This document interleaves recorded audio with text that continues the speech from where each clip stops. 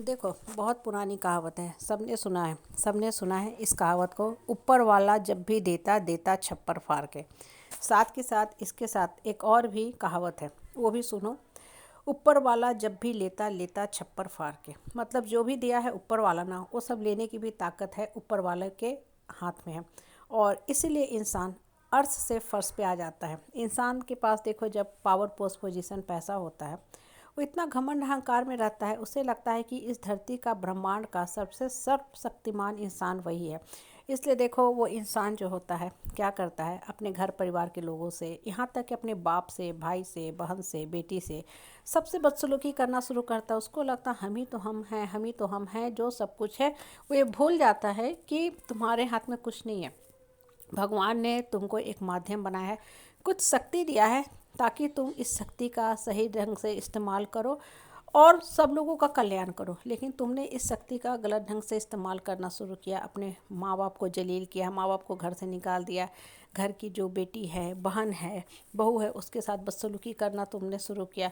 तो दूसरे ही पल भगवान ऐसा कोडिंग रचता है, खेल खेलता है कि तुम्हारे हाथ से सब कुछ चला जाता है किसी न किसी बहाने से। जो तुमने किसी का हक मारा है, पैसा जमा किया है, महल बना लिया है, वो सब खत्म हो जाता है, नष्ट हो जाता है। बहुत से लोग देखोगे आप, इष्ट मित्र, परिवार, निकटवर्ती जो समाज होते हैं, या आए दिन मीडिया में भी हम सुनते रहते हैं, लोगों को देखोगे, कुछ लोग होते हैं रावणी, दुशासन, कंस प्रवृत्ति के होते हैं। वो बहुत ही दबंग होते हैं, दूसरे का हक मार लेते हैं। खासकर आज भी हमारे समाज में बहुत से ऐसे लोग हैं जो बेटा को प्रायोरिटी देते हैं और बेटी को एकदम नीचे समझते हैं, दब समझते हैं।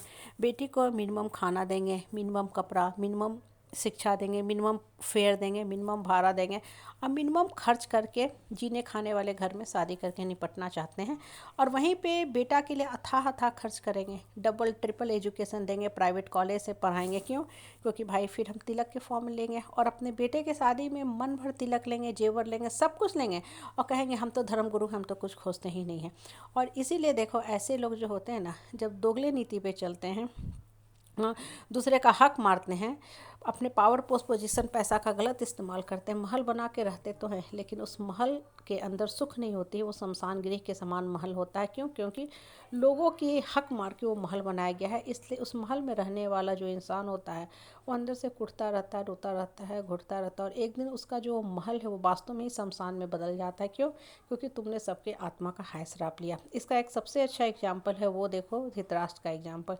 धृतराष्ट्र जन्म से अंधा था, लेकिन फिर भी उसको राज सिंहासन मिला, राजगद्दी मिला, राजा बना वो। उसको 100 पुत्र हुए, बहुत अच्छी बात है। और 100 के 100 पुत्र जो थे बहुत ही बलशाली थे, शक्तिशाली थे, शुरू में सब बहुत अच्छे थे।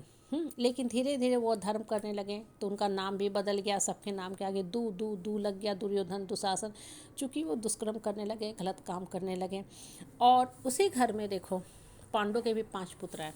इधर सिर्फ 5 पुत्र हैं पांडव के, और धृतराष्ट्र को 100 मिला, मतलब 20 गुना ज़्यादा पुत्र मिले। लेकिन चूंकि वो अधर्म के रास्ते पे रहा, अपने भाई का ही हक मार लिया, उस हस्तिनापुर पे पांडव के 5 पुत्रों का भी उतना ही हक था जितना धृतराष्ट्र के 100 पुत्रों का हक था। लेकिन धृतराष्ट्र ने कपट किया, राजा बना, उसने शक्ति का दुरुपयोग करना शुरू किया।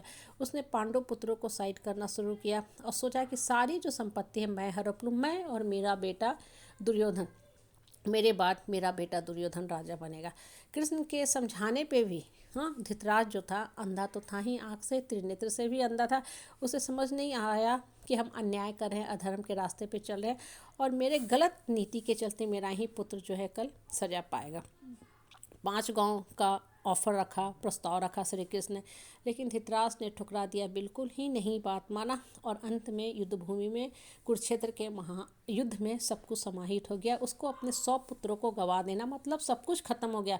हस्तिनापुर, इंद्रप्रस्थ, सबका राजा था वो, ठीक है, लेकिन सब कुछ उसको खोना पड़ा। क्यों?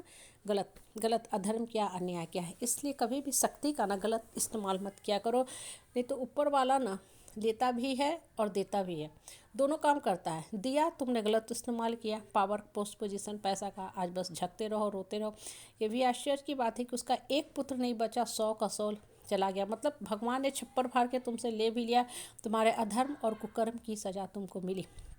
आज भी देखो, जिस समाज, परिवार, परिवेश में हम रहते हैं ना, जो लोग गलत कर्म करते हैं, खासकर बेटियों का, माँ का, बहन का हक मारते हैं, उनको सचेत हो जाना चाहिए। उनका भी भगवान सब कुछ बहुत जल्दी ही लेने वाला है।